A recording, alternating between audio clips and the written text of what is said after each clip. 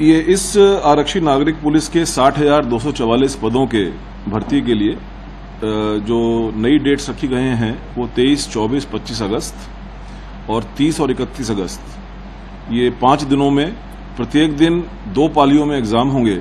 इस प्रकार से कुल 10 पालियों में एग्जाम होंगे। इस प्रकार की व्यवस्था की गई है कि किसी भी पाली में 5 लाख से ज्यादा अभ्यर्थी ना हो और उनके लिए परीक्षा की शुचिता को, उसकी ट्रांसपेरेंसी को और उसकी इंटीग्रिटी को मेंटेन करने के लिए सभी आवश्यक और संभव कदम उठाए गए हैं।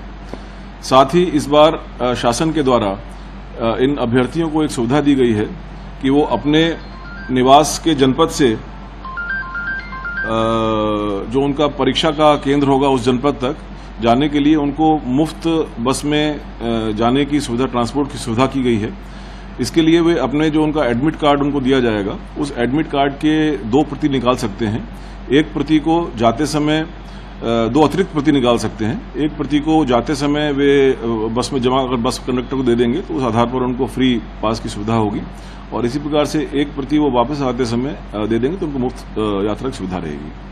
अभी जब बात कीजिए तो कितने स्टूडेंट्स इस एग्जाम में अपीयर करेंगे, उनके लिए और क्या कुछ इंतजाम किए गए, क्योंकि 60,244 पदों पे हैं और एक पाली में 5 लाख तक का टारगेट, तो नंबर ऑफ कितने हैं? नंबर ऑफ एप्लीकेंट्स वही सेम है जो पिछले परीक्षा में थे और वही करीब 48 लाख के करीब कैंडिडेट्स हैं और वे सभी इस परीक्षा में भाग ले सकते हैं। एक बहुत बड़ी परीक्षा है, नंबर ऑफ एप्लीकेंट बहुत ज़्यादा है। कितना और क्या किन किन पहलुओं पर नज़र रखी जाए कि जैसे पिछली बार भी हुआ था तो इस बार क्या जांच एजेंसी में भी बदलाव किया गया और ट्रांसपेरेंसी के लिए और क्या कुछ मेजर्स उठाए जा रहे हैं, सीसीटीवी मॉनिटरिंग वगैरह का, या कोई कंट्रोल रूम भी रहेगा मॉनिटर करने के लिए?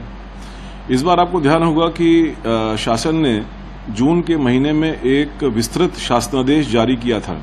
सभी भर्ती बोर्ड से विचार विमर्श के बाद और जो भी बेस्ट प्रैक्टिसेस थी उसके आधार पर एक विस्तृत शासनादेश जारी किया गया था जिसमें परीक्षा के सभी पहलुओं को, संचालन के सभी पहलुओं को उसमें समावेशित किया गया है। उन सभी बिंदुओं को ध्यान में रखते हुए इस परीक्षा की तैयारी की गई है।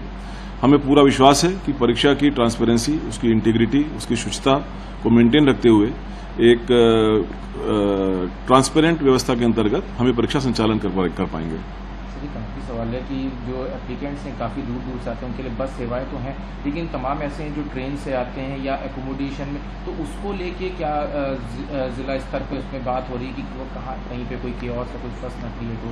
नहीं, ये सभी डीएम्स, एसपीज के साथ इस बारे में, परीक्षा के संचालन के बारे में वार्ता होगी और पूरा प्रयास किया जाएगा कि किसी को कोई असुविधा न हो। साथ ही साथ जो ट्रेन की सुविधाएं हैं वे केंद्र सरकार के मंत्रालय के अंतर्गत आती हैं, विभाग के अंतर्गत आती हैं। जो प्रदेश सरकार के अधिकार क्षेत्र में है उन्होंने रोडवेज बस की सुविधा प्रोवाइड की है। Don't miss out.